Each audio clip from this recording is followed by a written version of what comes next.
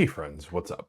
Philip here with Points of Philip, and I'm actually here because, well, I'm actually going to react to a think piece in The Atlantic, which is a series of words I never thought I was going to say, but well, here we are. So I actually do have a subscription to The Atlantic, and we're going to talk about it. So the article came out yesterday, so Saturday, and it's by Ellen Cushing. It says the problem with rewards credit cards. So the main part here is, well, that their fees are getting higher and their benefits are sometimes wildly complicated to redeem. So first of all, this is an interesting article, basically where the author actually begins by comparing this to being a coal miner at the turn of the 20th century. And so that is the same plight that they're comparing to being a holder of the Chase Sapphire Reserve.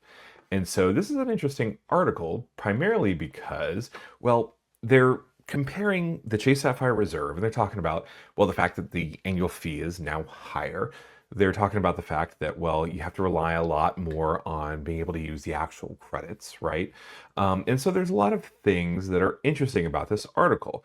And so, well, she goes on quite a bit, but I think what I want to do is I want to compare this to the last part. So, okay, yeah, so let's take a look at the central conceit here. So, author goes, I was thinking of the coal miners because Chase recently changed the terms on its highest end consumer credit card, the Chase Sapphire Reserve.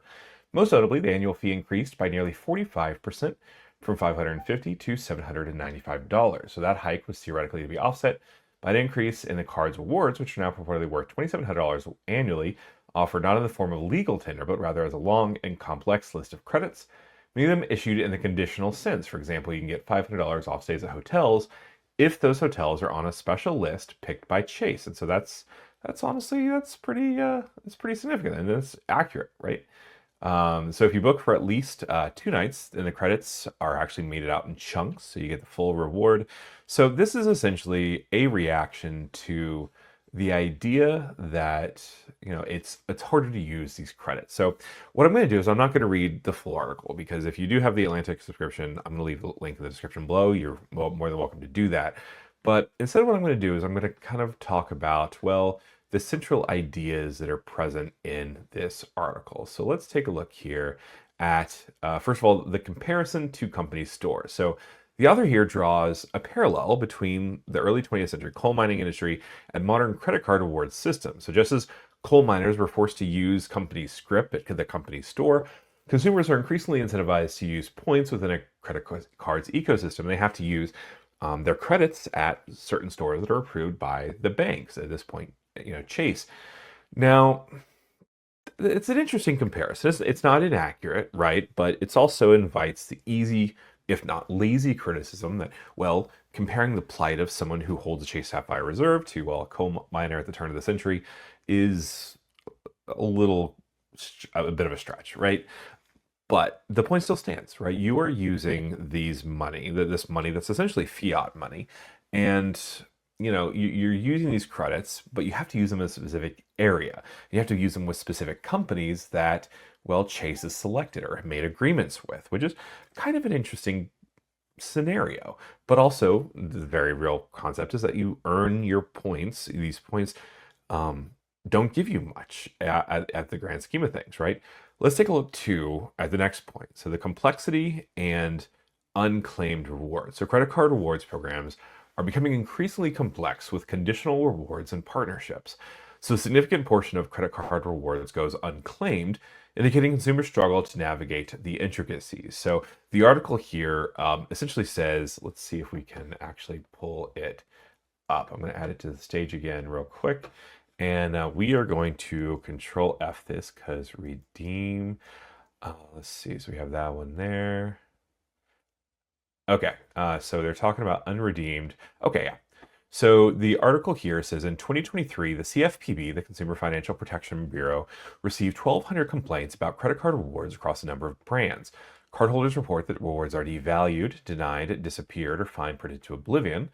They're often subject to dynamic pricing as well. And sometimes the airport lounge the customer is theoretically entitled to is full. So there's a lot of problems. So in a 2024 poll, 37% of respondents said they'd spend less on their cards if points weren't offered. So, well, it works. But let's take a look at, so what we're going to do is we're going to talk about the redemption. So this one here, the Consumer Financial Protection Bureau reported a 70% increase in complaints about point issuing credit cards since 2019. The main complaints were that card issuers were hiding complex redemption requirements in fine print, forcing borrowers to use janky proprietary portals to book rewards travel, which, well, we're definitely certainly not strangers to. The report also concluded that 82 cents out of every dollar at rewards that American credit card holders earned in 2022 went unclaimed by the end of the year. Now, so let's analyze this. So let's take a look at this. So 82 cents out of every dollar in rewards that America credit card holders earn. So that's essentially 82% of all rewards went unredeemed or unclaimed by the end of that calendar year. Now, a lot of people, I feel like, kind of stockpile their rewards, and the article here is saying that they do that because they don't really know how to use them. One thing that is troubling is that's a 40% increase since 2019. So in effect, credit card companies are selling consumers a book of coupons they're unlikely to use. So they're actually kind of the article author here is kind of essentially mixing rewards and coupons at the same time, which is unfair, but the point still stands, right?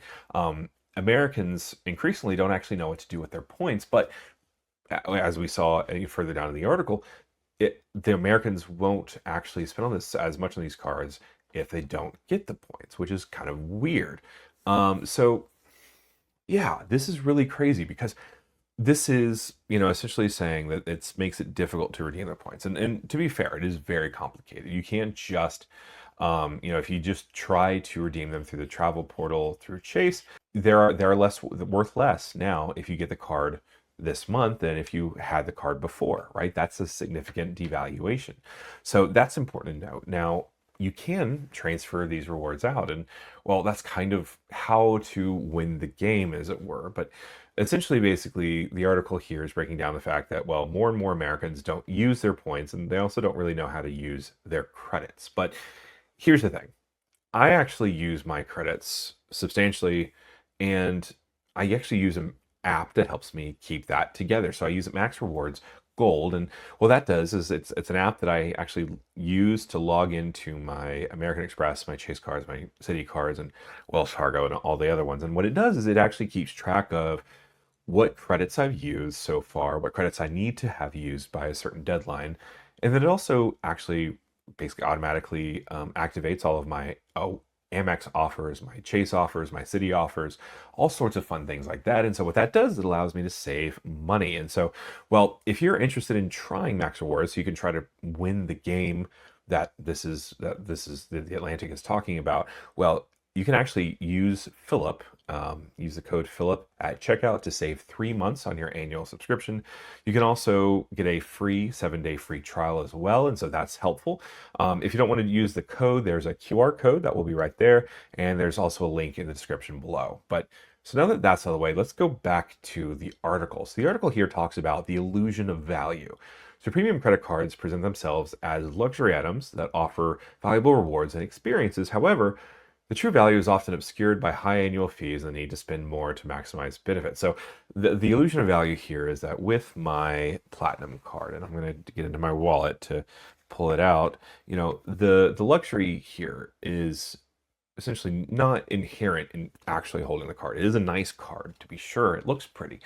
But the value that I get from this card is, well, the lounge access. And, well, the bank needs to be able to deliver on that access. And the problem with that is that, a lot of people want to be in these lounges, and so it can be difficult to get access to them. So, this illusion of value is a fair argument, right?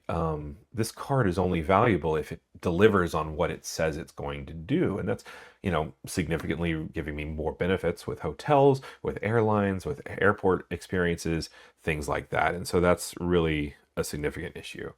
Now, next, the article talks about psychological manipulation. So reward programs exploit psychological tendencies by reducing the pain of payment and creating the illusion of free money. So, well, okay, so this goes back to an interesting article or an interesting study that Dave Ramsey loves to quote, and that's, well, by using credit cards, you're getting rid of the pain of payment, whereas if you pay with a different form of payment, like cash, that goes away. However, most people don't pay with cash. They pay with debit cards. And it also kind of has that psychological factor. So I don't think that that's specifically a realm of credit cards.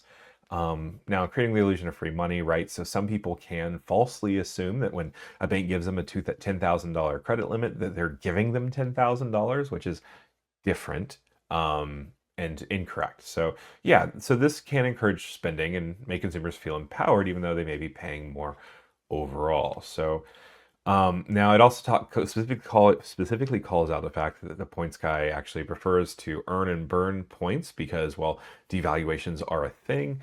And so essentially, basically, one of the hits the article brings is that consumers must actively manage their rewards to avoid you losing value. And that's true. The article also talks about credit cards as work. So maximizing credit card rewards can become time consuming and feel like a job. Consumers must weigh the benefits against the efforts required to manage their programs effectively, right? Yeah, that's why it's called the credit card game, right? It's if you're not someone who enjoys spreadsheets, pouring through statements and things like that, then well, this may not be the best option for you to have multiple credit cards, right? So that's kind of interesting. Now, the last thing that the article talks about is essentially called the future of self-delusion. So, credit cards are a tool with inherent promise that the user will redeem them to their full potential. So, just like gym memberships, the author argues that everyone overestimates the amount they will actually use a product, right? So, just like I pay Planet Fitness once a month for the privilege of telling myself that I'll be actually going to the gym tomorrow, credit card people stockpile all these points, and they're telling themselves that they're going to go to an overwater bungalow in Bali someday. And well, maybe that's the case, maybe it's not. But basically, you just have to execute the plan, right? And if you're not someone who does have a plan for these cards, to be fair, like this probably shouldn't be something that you consider doing, right? You don't get a travel card if you're not going to travel, if you don't have something planned or potentially being planned in the future. So anyway, I just wanted to discuss this article and just share my thoughts about it. Like there are some decent points, there are some solid points, but I feel like overall, people that have travel cards need to be able to understand why they're doing it and they need to have a plan, right? And having a plan allows you to kind of avoid a lot of those. And you also need to make sure that you have a budget plan as well. And so I use Copilot as my personal budgeting app. And well, the reason I do that is because it works well with iPhones, but it also syncs up with all my bank accounts, all of my credit cards. It also syncs up with my retirement accounts as well. So on one app, I have, well, an exact complete answer of how much money I'm spending, how much money I'm making, and kind of where everything is going each month. And so that's important to have a plan as well, because, well, if you know that you only have $150 left to spend on eating out this month, then the odds are of you, overspending are kind of limited, and that's hopeful too. So, the article has some great points, but there are some ways to avoid those pitfalls. And well, hopefully we'll continue to find ways to avoid them together. But anyway, thanks so much for joining me, and I can't wait to see you guys until next time.